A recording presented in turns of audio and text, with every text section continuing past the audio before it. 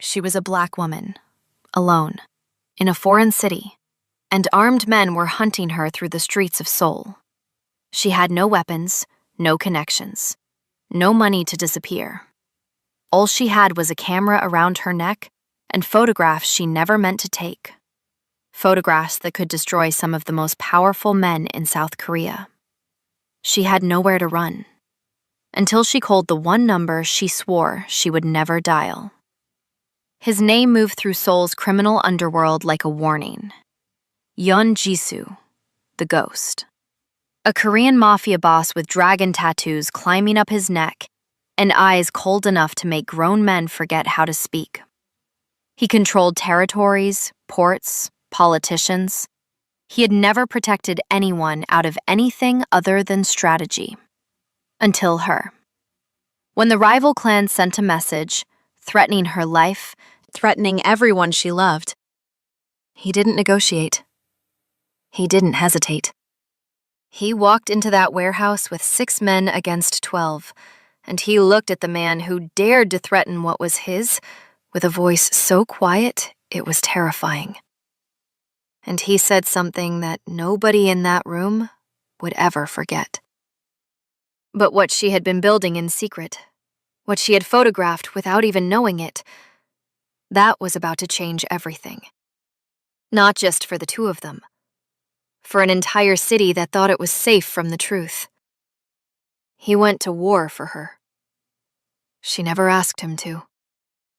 And neither of them walked away from it the same. Before we begin the story, comment below where you're watching from and what time it is there. If stories about karma, love, and hidden truths resonate with you, be sure to subscribe to the channel. The port of Incheon never truly slept.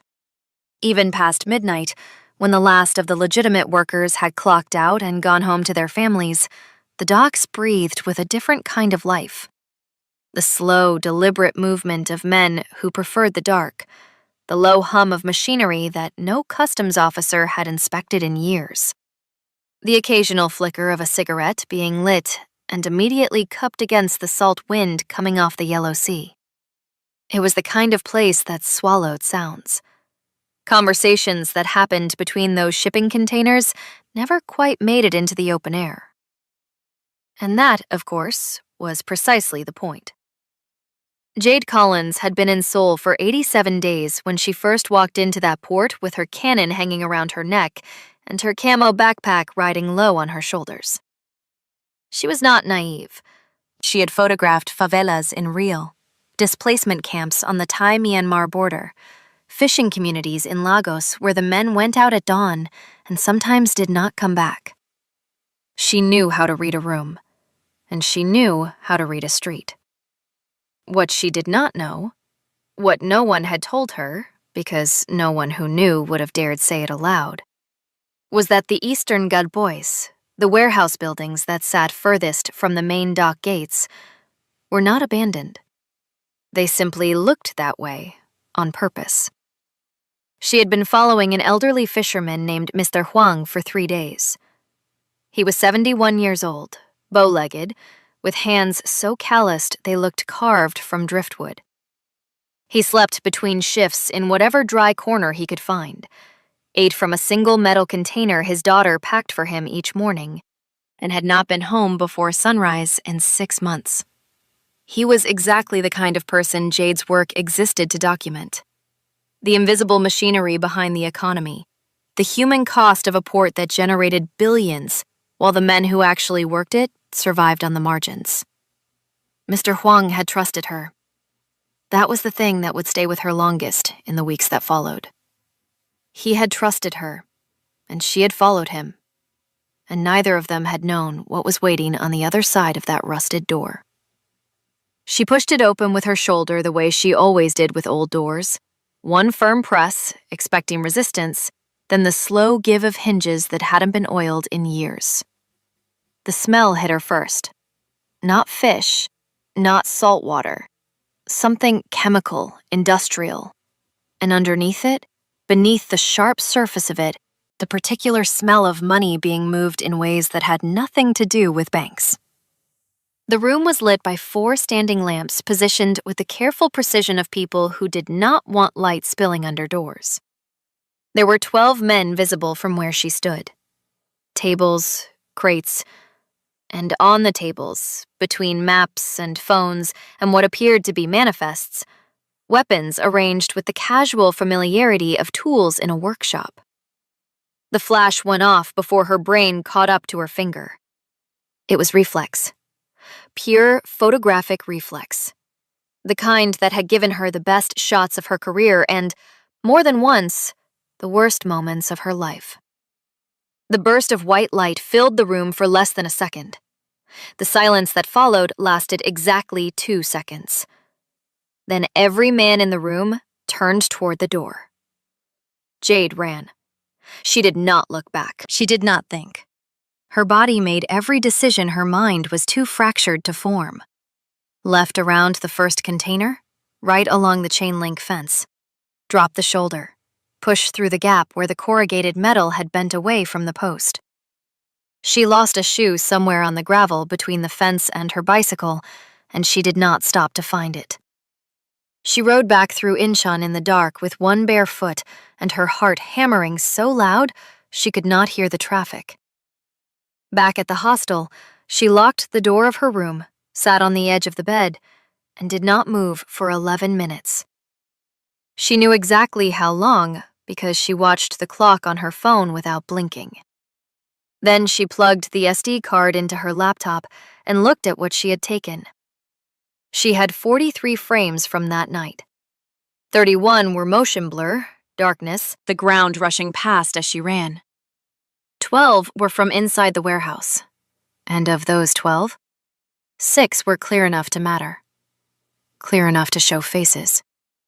Clear enough to show what was on those tables. Clear enough that she sat back in her chair and felt the specific, particular weight of having photographed something that was now going to follow her, whether she wanted it to or not. She did not know the name Baek Sung-min. She did not know the Hongryong clan, or the port war that had been building for 2 years between rival organizations for control of the Incheon shipping routes. She did not know that one of the faces in her photographs belonged to a man who had not been photographed in 11 years, and who had, in that time, accumulated the kind of power that made problems disappear with a single phone call. She knew none of this. What she knew was that she was a 28-year-old freelance photographer from Atlanta, Georgia, alone in a foreign city, with a laptop full of evidence she had not asked for. She backed up the files to 2 encrypted cloud drives, the way she always did with sensitive material. She ate a granola bar from her bag. She lay down on top of the covers without changing her clothes and stared at the water stain on the ceiling of her hostel room until her body finally decided it was safe enough to sleep. 3 days passed. 3 days of editing other photographs, answering emails, riding her bicycle to less dangerous parts of the port to work on the story she had actually come to tell. Mr. Huang's story. The fisherman's story.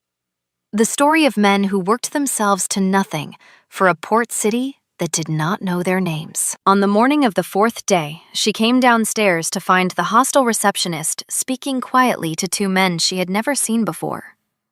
They were dressed too well for the neighborhood. One of them was holding a photograph on his phone, and she could not see the screen clearly from the staircase, but she did not need to. She went back upstairs. She packed her bag in 4 minutes. She went out the window. She found a 24-hour cafe in Mapo, far from Incheon, far from her hostel, far from anything she recognized. She ordered coffee she did not taste and opened her laptop and sat with the weight of a decision she did not know how to make. Delete everything and go home. Or send it all to her editor in Atlanta and watch whatever happened next happen from a distance. She was still sitting there, still undecided, when the door opened and a man in a black suit walked in.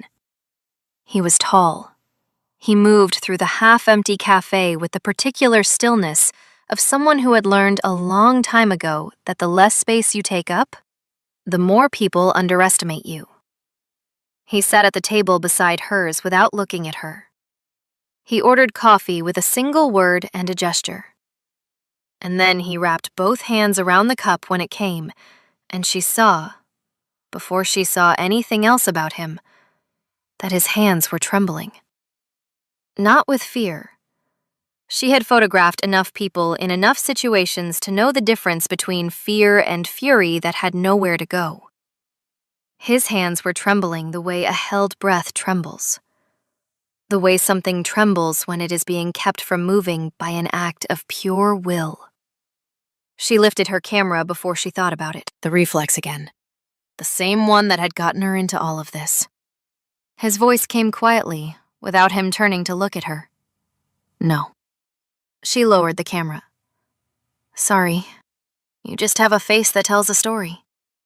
He turned then, and he looked at her the way very few people had ever looked at her.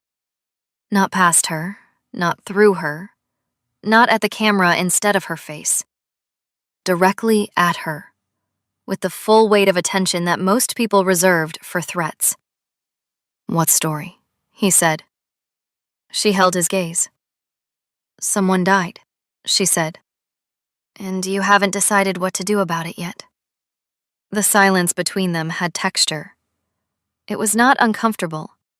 It was the silence of two people who had both learned, in very different ways, that words were expensive and most people spent them carelessly. You're too perceptive, he said finally, for someone alone in Seoul at 3 a.m. And you're too dangerous, she said, for a regular coffee shop. So I guess we're even. Something moved across his face. Not quite a smile. Something quieter than a smile and more honest. Neither of them offered a name. Neither of them asked. They sat in that cafe for 2 hours while Seoul moved invisibly outside the windows. And when Jade finally stood to leave, she looked back once from the doorway. He was still watching the door she had just walked through. She told herself it meant nothing. She told herself a lot of things in the days that followed that turned out not to be true. The card he had left on the table. No name, no title, just a number and a small embossed symbol she didn't recognize, something between a wave and a blade, sat at the bottom of her backpack for 2 days before she touched it again. She had moved hostels twice. The first move was practical. The second was fear dressed up as practicality, which she recognized but did not fight.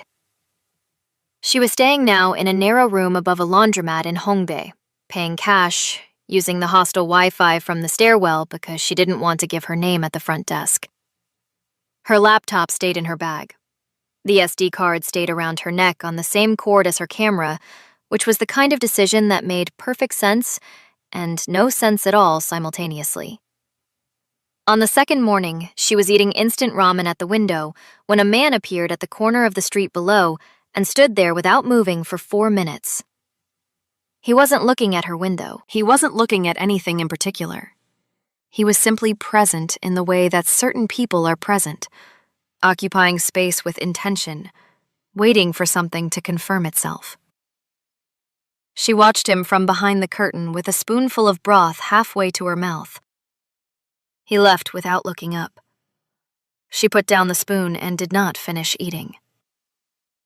That afternoon, she called her editor in Atlanta. Maya was 53 years old, had been a field journalist for 20 years before moving into editing, and had the particular quality of listening without interrupting that made people tell her more than they intended to. Jade told her about the warehouse. She told her about the photographs. She did not tell her about the man in the cafe, because she couldn't explain that part in a way that would make sense to someone who hadn't been there. Maya was quiet for a long moment after Jade finished. How clear are the images? Clear enough? Clear enough to identify? Yes. Another silence. Then, Jade, this is the kind of material that I know what it is. Do you have somewhere safe to be? And that was the question that broke something open in her chest, because the honest answer was no.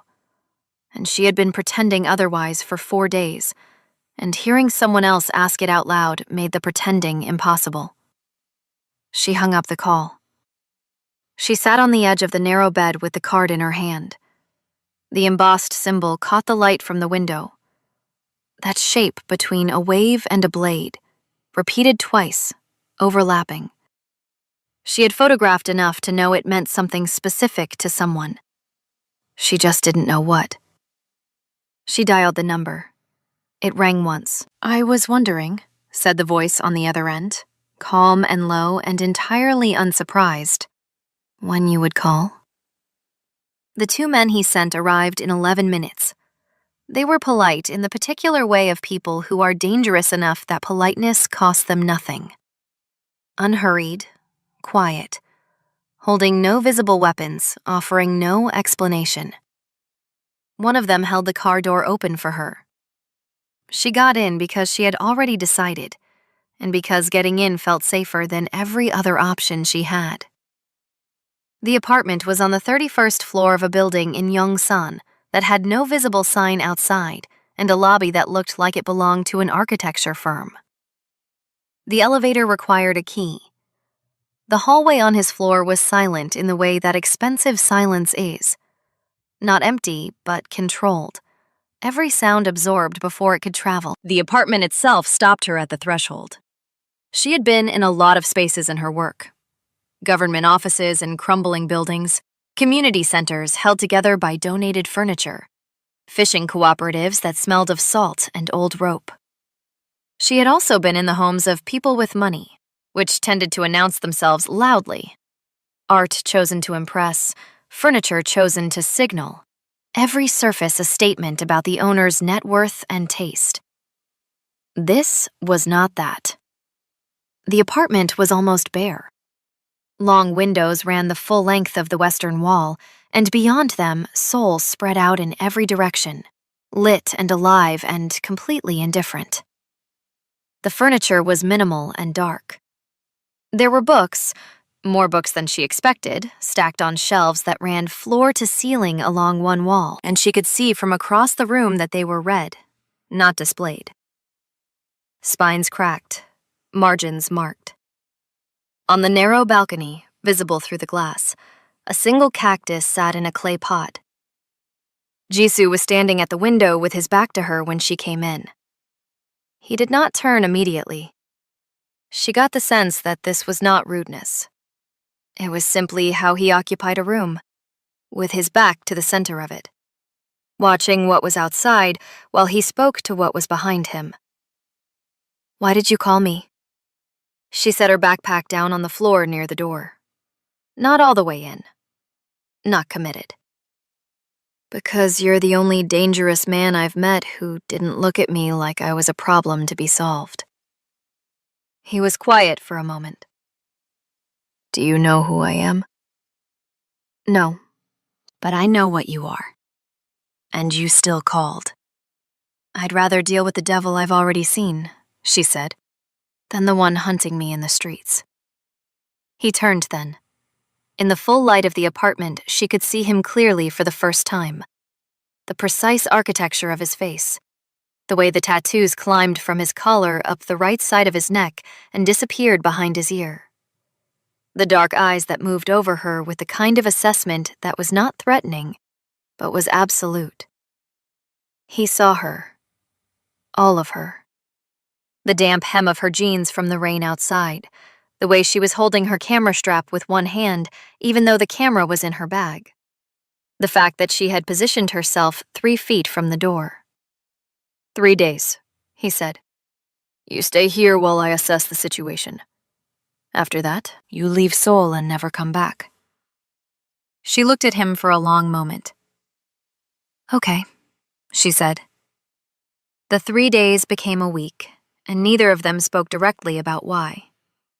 She told herself it was practical. The situation had not resolved. His people were still moving information, tracking movements, building a picture of how badly the Hongmyong wanted the card and what they were willing to do about it. Until that picture was complete, leaving was a risk she couldn't calculate. This was true. It was also not the whole truth. and she was honest enough with herself, in the quiet hours, to know the difference. She photographed the apartment the way she photographed everywhere she stayed for more than 2 days. Not with the intention of publishing, just as a way of seeing. The books were in Korean, Japanese, and English, and the English ones were mostly history. Military history, economic history, the kind of history that was interested in systems rather than individuals. The margins were dense with notes in a handwriting that was small and extremely controlled. The cactus on the balcony was a golden barrel variety, old enough to have developed its shape properly, and he watered it every morning at the same time with the focused attention of someone performing a ritual. He left early and came back late. And when he came back, there was always a period of perhaps 20 minutes where he stood at the window in the dark before he turned any lights on. She learned not to speak during those 20 minutes. She was not sure he knew she had learned this. They began, without discussing it, to share the space in the evenings. He would review documents at the long table near the kitchen. She would edit photographs at the other end. The silence between them was the productive kind. Not absence of communication, but a mutual agreement that presence was enough, that not everything needed to be filled in. On the 5th night, she was sitting on the kitchen floor at 2 a.m. when he found her. She had not heard him come in. She had been sitting there for a while, she wasn't sure how long, with her back against the cabinet and her knees drawn up and her camera in her lap. Not crying exactly, but in the vicinity of it. In that particular state where the body has decided something and the mind is still arguing. He didn't ask. He filled the kettle and set it on the stove and got 2 cups from the cabinet above her head and waited for the water to boil. Then he made the tea, a Coreano barley tea she had never tasted before, with a smell like toasted grain and something faintly sweet underneath. And he set 1 cup on the floor beside her and took the other to the opposite side of the counter and sat. Not close, not far. She held the cup in both hands and let the warmth move through her palms and didn't say anything for a long time. Then she told him about her sister. She told him about the call she hadn't answered, about being in the middle of photographing a protest outside a government building in Accra and feeling her phone vibrate in her vest pocket and making the decision, in a fraction of a second, to leave it. About what she found when she finally looked at the screen 40 minutes later. About the specific way that kind of guilt works. Not loud, not dramatic, but structural, like something load-bearing had been removed from inside her, and everything else had shifted to compensate. "You document other people's suffering," he said quietly when she finished, "because you don't know what to do with your own." She looked at him across the kitchen. "I understand that," he said. He was looking at the cup in his hands. "I controlled everything around me because I could never control anything inside." The kitchen was very quiet. Outside, Seoul moved and breathed and did not care, the way cities never care, which is both their cruelty and their mercy. She reached across the counter and put her hand over his. He looked down at her hand. He did not move. And in that stillness, in that kitchen, at 2 a.m. with the barley tea going cold in their cups, something shifted between them that could not be unshifted. Not a kiss, not a declaration. Something quieter and more permanent than either. The specific moment when 2 people who have both learned to need nothing realize, with a feeling that is equal parts relief and terror, that they have started to need each other. Neither of them said so. They didn't have to. She found the envelope on a Tuesday morning. He had left before dawn, as he always did, with the quiet efficiency of someone who had spent decades making his departures invisible. She had heard him, not the door. He never let the door make noise. But the particular shift in the apartment's atmosphere that happened when he was gone. the way the space exhaled slightly, as if it too had been holding something in while he was present. She had lain still for a few minutes after, listening to the city below, and then gotten up and made coffee and stood at the window, watching Seoul arrange itself into daytime. The building's concierge had slid the envelope under the apartment door sometime in the night. It was plain white. No return address. Her name written on the front in English, which meant it was meant specifically for her. Not for him, not for the apartment, not for whoever might have been staying there. For her, Jade Collins. Which meant someone knew she was there, knew her name, and had chosen to reach her through the building's front desk rather than through any of the more direct methods available to people who operated the way the Homgryong operated. That choice was deliberate. She understood, as she stood holding the envelope in the gray morning light, that the choice was a message in itself. Not a threat delivered through force, but a demonstration. We know where you are. We know who you are. We can reach you quietly, which means we can reach you any way we choose. She opened it. The note inside was short. Printed, not handwritten, in clean English with no grammatical errors, which meant either a native speaker or someone who had taken care. You cannot be protected forever. When he looks away, you will learn what happens to people who know too much. Deliver the card, or your editor in Atlanta will receive a visit. She read it twice. Then she folded it along its original crease and put it in the inside pocket of her backpack, against the lining, behind the small zippered compartment where she kept her extra SD cards and her emergency cash. She did not tell him. This was the decision. Quiet, immediate, made before she had fully consciously processed making it. That would cost her more than she anticipated. Not because it was wrong, exactly. She had reasons.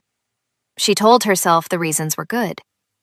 She did not want to be the variable that escalated a war between two criminal organizations. She did not want the weight of that on top of everything else she was already carrying. She was already the reason his people were on alert, already the reason he was spending resources and attention on something that had nothing to do with his actual world.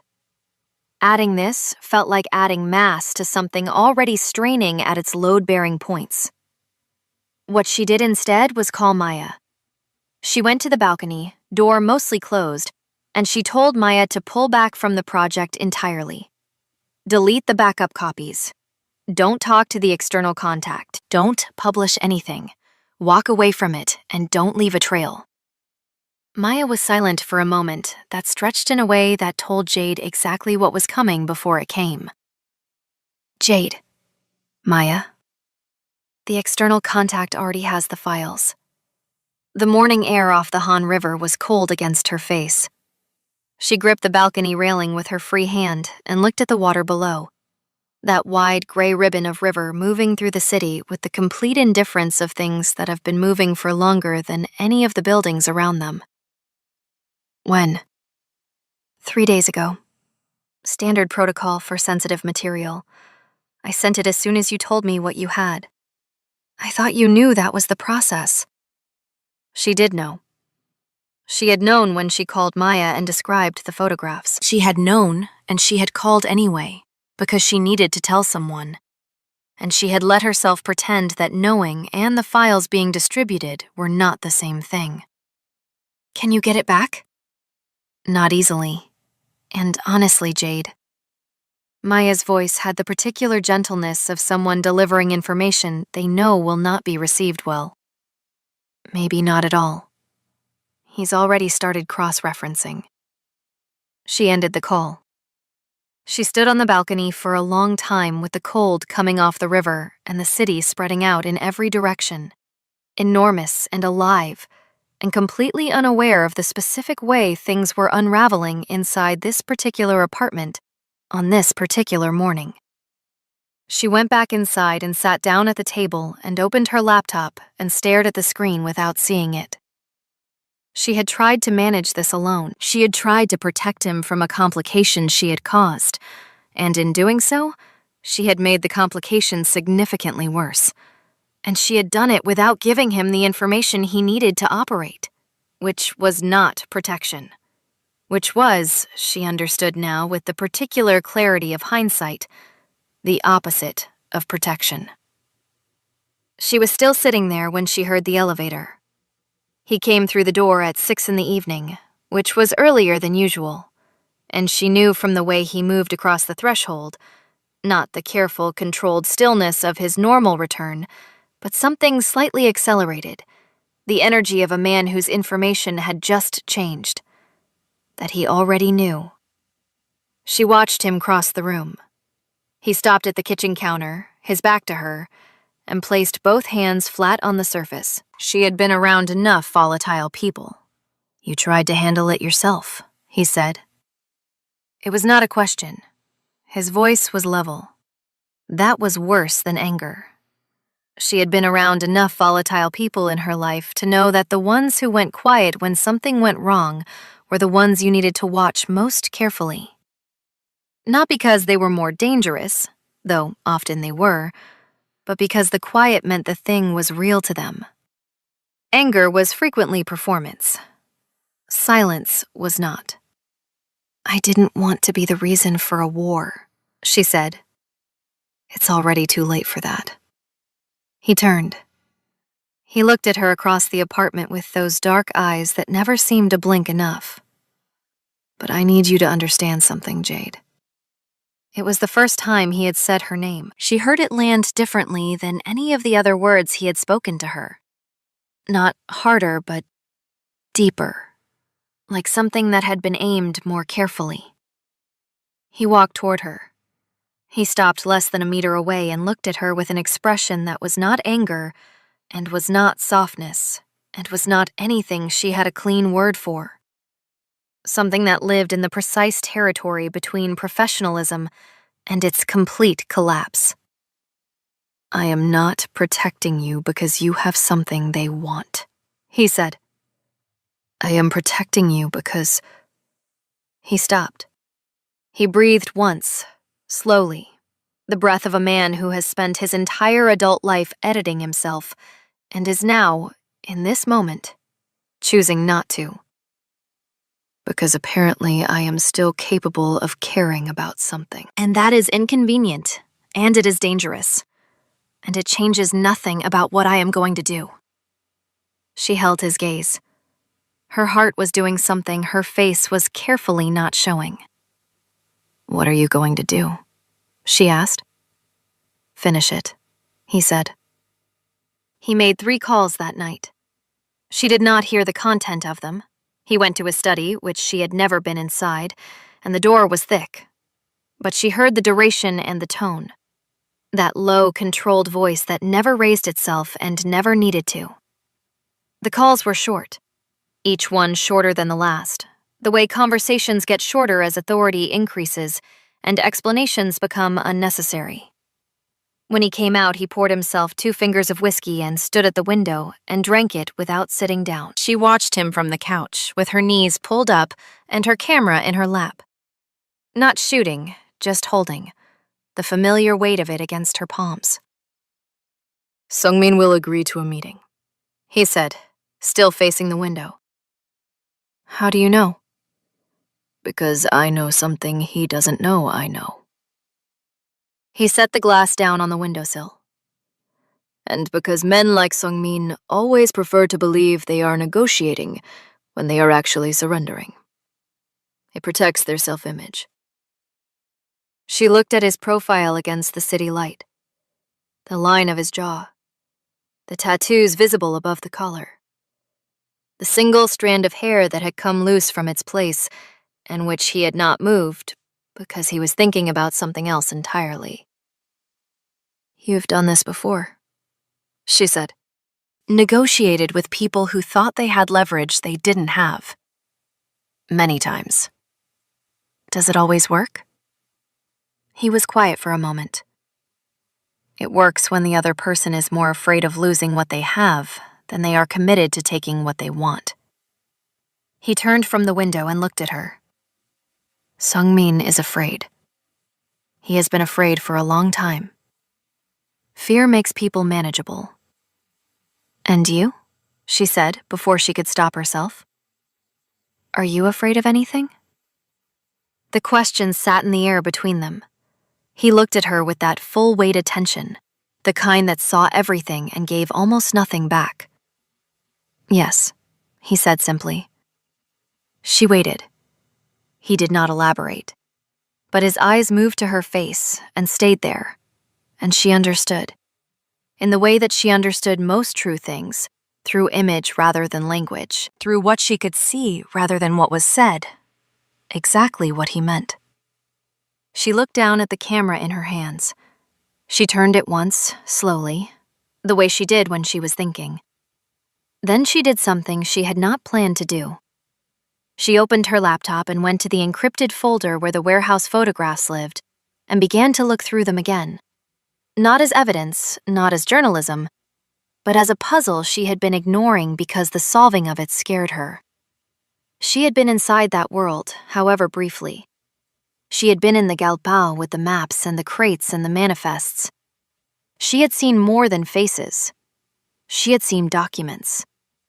She had seen shipping routes marked on printed maps with the casual permanence of things that had been operating the same way for a long time. She had been in this apartment for more than a week, surrounded by a man who understood that world in its entirety. And she had a mind trained to find the story inside the image, to see what was actually there rather than what the surface suggested. She began to work. She worked quietly, methodically, the way she always worked. Moving through the frames one by one, pulling details, cross-referencing what she could see against what she knew, building the picture the way she built every story, from the edges inward. He left her to it. He understood, she thought, the particular silence required for that kind of scene. By midnight, she had found something. Not in the warehouse photographs. In the weeks of work she had done before the warehouse, the port documentation, the fishermen, the shipping records she had photographed on bulletin boards and loading dock walls, because they gave context to the workers' stories. She had not known what she was looking at then. She knew now. A shipping fund. A set of investor names that appeared in the margins of documents she had photographed without understanding. 3 names that cross-referenced against public records. Records she could access from her laptop without alerting anyone, to political figures. Senior political figures. The kind whose names appeared in the kind of news stories that very quietly disappeared before they could accumulate momentum. She had not photographed the Hongryong by accident. She had photographed the edge of something much larger, and the Hongryong had simply been standing in the frame. She sat back in her chair. The apartment was quiet. "Show you something," she said. She turned the laptop to face him. He crossed the room without hurrying and stood behind her left shoulder and looked at the screen. She had arranged the images in sequence. The bulletin board photographs first, then the shipping manifests, then the cross-referenced names laid out in a document she had built over the last 2 hours, clean and organized, the way she organized every story before she decided what to do with it. She had drawn the connections in a simple diagram at the bottom of the page. 3 columns: names, funds, dates. He was silent for a long time. She could feel him reading. Not skimming, reading, the way he did everything, with complete attention and without performance. She had learned in the past week that he never pretended to have processed something faster than he had. He took the time he needed, and he did not apologize for it. "Where did you get the manifest photographs?" he said finally. "Loading dock bulletin boards. The eastern docks, mostly. I photographed everything that gave context to the workers' schedules. I was building a picture of their daily environment. I didn't know what I was looking at." "And these names?" He leaned slightly closer to the screen. "You cross-reference these yourself." "Public business registry. It took about 40 minutes once I knew what to look for. He straightened up. He moved to the window and stood there with his hands in his pockets, which she had come to understand was his thinking position. Not agitated, not restless, simply still in the way that a mind working very fast makes the body very quiet. "This is not just about the port," he said. "No. This connects to the Infrastructure Investment Committee." It was not a question.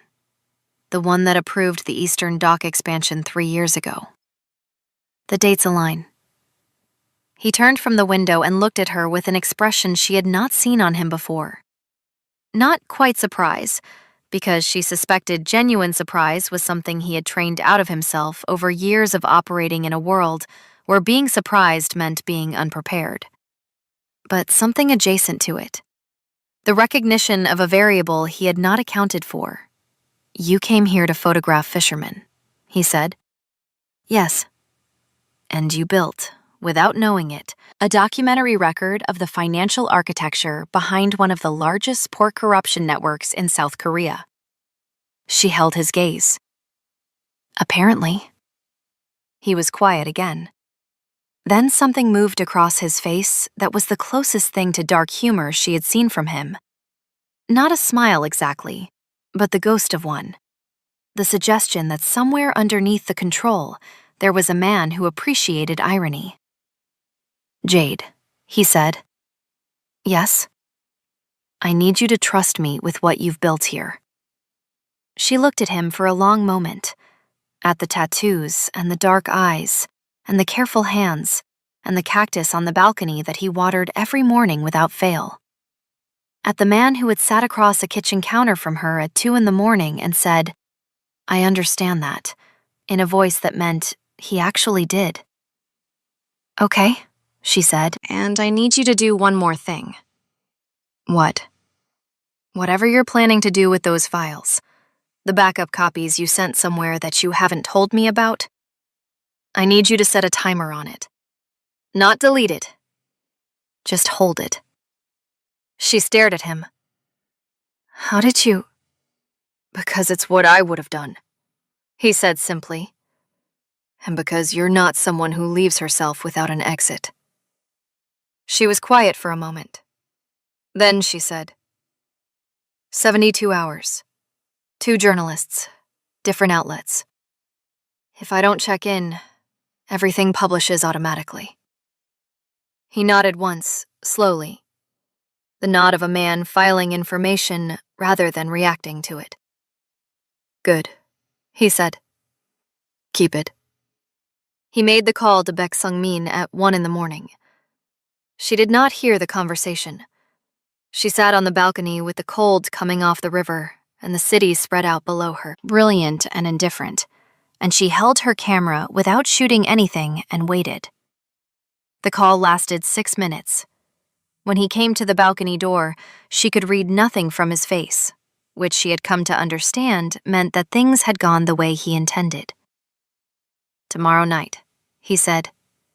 "The Neutral Warehouse, Eastport." He agreed. He thinks he's negotiating. He leaned against the doorframe and looked at her. He thinks I've been weakened by this. By you. Have you? The question landed in the air between them. He looked at her steadily. "Yes," he said, "but not in the way he thinks." She looked at him for a long moment. The city moved below them. The river moved. Everything moved except the two of them, standing on opposite sides of a threshold, which felt, she thought, like an accurate representation of where they had been for a week. Close enough to feel the warmth, careful enough not to cross. She lifted the camera. He did not say no this time. The shutter opened and closed in a fraction of a second. The image locked itself into the card around her neck.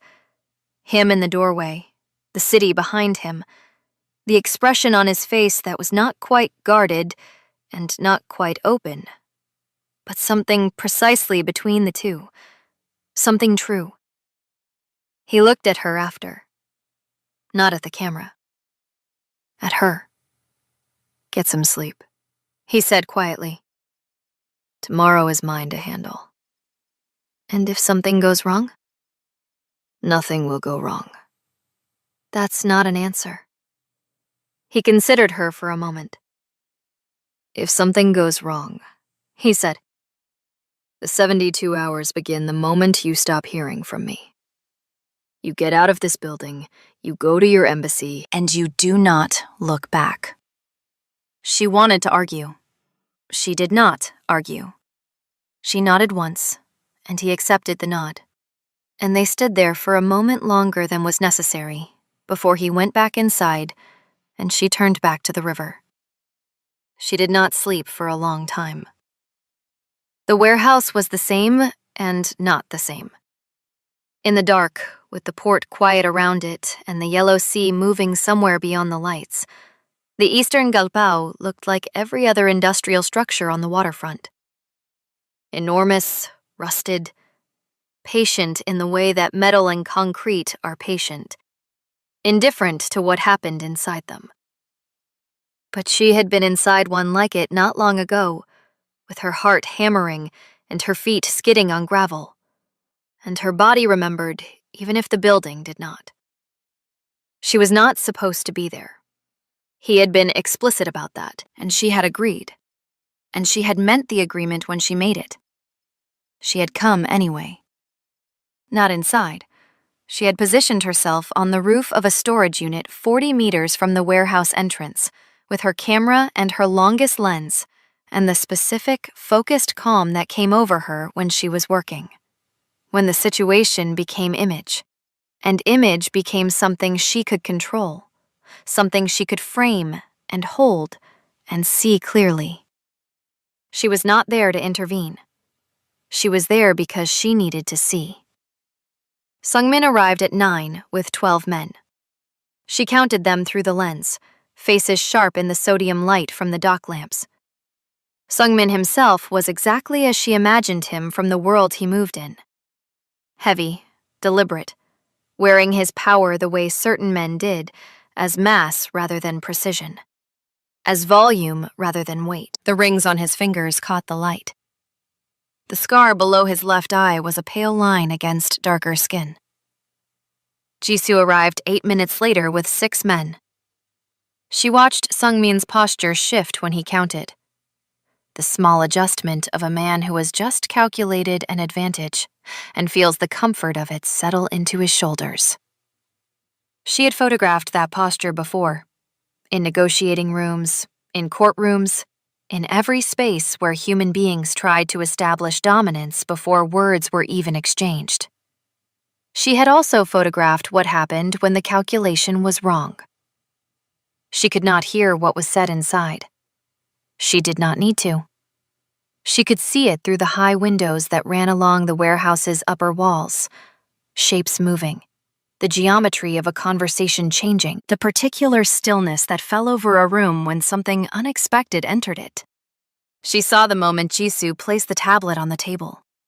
She saw Sungmin's posture change, the shoulders that had settled in comfortable confidence, now something different, something smaller. She saw the calculation in the room shift the way weather shifts, the pressure dropping before the change is visible in the sky.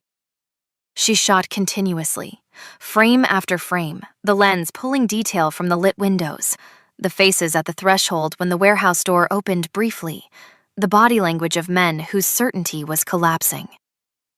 And then she saw the young man. He was perhaps 25. He had positioned himself near the exit, separate from the main cluster of Sungmin's men. And there was something in his posture, a coiled readiness, a jaw set too hard, the energy of someone who had decided something and was waiting for the moment to act on it, that she recognized with her whole body before her mind caught up. She lowered the camera for a fraction of a second, raised it again. The young man stepped forward, placing himself between Jisoo and the door. She could not hear the words. She saw the stillness that followed them. She saw Jisoo stop completely. Not freeze, which implied surprise, but stop, the way a mechanism stops when the correct input is received and it is processing the appropriate response. She saw him button the second button of his jacket, slowly, with the deliberate patience of a man who understood that the speed at which you respond to a threat communicates more than the response itself. She saw him turn. She could not hear what he said, but she saw every man in that warehouse hear it. She saw it move through the room the way sound moves through water. Not along the surface, but through the whole medium, reaching every part of it at once. She saw the young man taken by Sungmin's own people. She saw Sungmin's mouth move in something she would have called an apology if she had thought him capable of one. She saw Jisoo accept it with a single nod, the nod of a man to whom apologies were information rather than comfort. Noted, filed, given exactly the weight they deserved and no more. Then she saw him walk out. She was back in the apartment before him. She had not rushed. She had packed her lens, descended from the storage roof with careful footing, walked back through the port at the pace of someone who belonged there, which was the only pace that worked in spaces like that. She had made coffee when she got in. She was sitting on the balcony with it when she heard the elevator. He came through the door and crossed the apartment and came to the balcony and stood in the doorway. He looked at her. He looked at the camera in her lap. He looked at her face. "You were there," he said. "Yes." A silence. Not the comfortable kind. Not the difficult kind either. Something more specific. The silence of two people who have reached the place where pretending is no longer available to them. "You saw?" "Yes." He sat down beside her, not across from her the way he sat in the kitchen the night she told him about her sister. Beside her. Close enough that she could feel the warmth of him against the cold coming off the river. For a long time, neither of them spoke. "It's done," he said finally. "I know." "He'll hold to it. He has no other option." "I know." She paused. "I found something else in the photographs while I was up there."